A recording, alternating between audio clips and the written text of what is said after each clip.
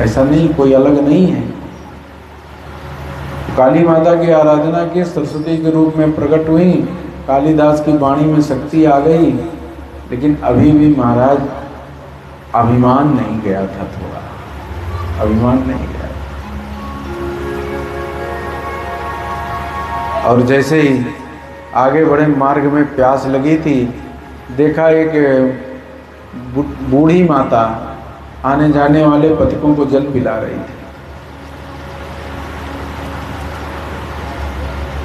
तो उनको प्रणाम किया, बोले माता जल पिला दो। बोले आप अपना पहले परिचय दीजिए, आप हैं कौन?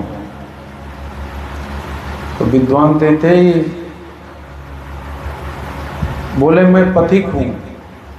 बोले काहे झूठ बोलते हो भैया, पथिक तो संसार में दो ही है, तुम तीसरे कहां से आ गए? बोले कौन पथिक है माता? बोले एक सूर्य एक चंद्रमा, यही पथिक है। तुम कहां से आ गए? झूठ बोलते हो। सूर्य चंद्रमा जैसा परोपकार किए कभी? रात दिन चलते हैं जीवन दान देने के लिए प्राणियों को।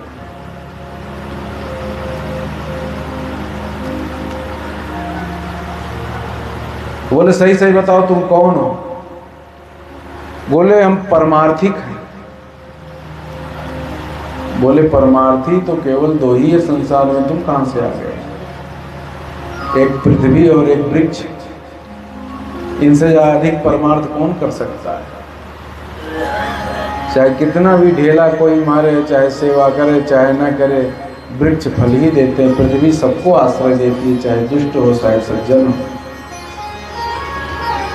बोले माता मैं हठी हूं, क्रोध आ गया थोड़ा ना, मैं हठी हूं।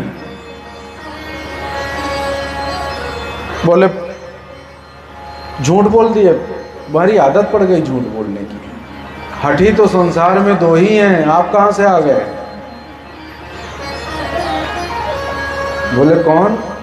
बोले एक बाल और एक नाखून, चाहे जितने इनको काटो ये बढ़ेंगे अवश्य, निश्चित है, इनको कोई रोक नहीं सकता। सबसे हठी बाल और नाखून है। तब अंत में चरणों में गिर पड़े, बोले माता मैं कालिदास हूँ। और जब मस्तक उठाया ऊपर तो देखा सरस्वती प्रत्यक्ष खड़ी हैं। बोले बेटा यही विनम्रता आ गई होती तो पहले ही मेरा आनंद तुझे मिल जाता। मूर्ख ना होना पड़ता। सेवा से प्रारब्ध कटता है, विनम्रता से पाप कटता है, और विनम्रता से ही अहंकार जाता है, तब व्यक्ति को ज्ञान की प्राप्ति होती है।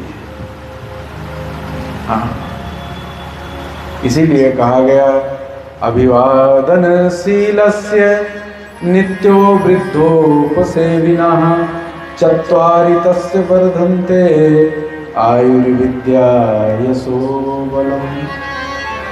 आजकल सेवा की विद्या चली गई है, पैसा के बदले विद्या है।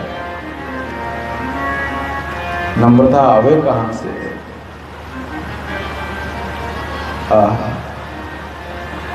हमारे कन्हैया ने 3 करोड़ आचार्य नियुक्त किया है।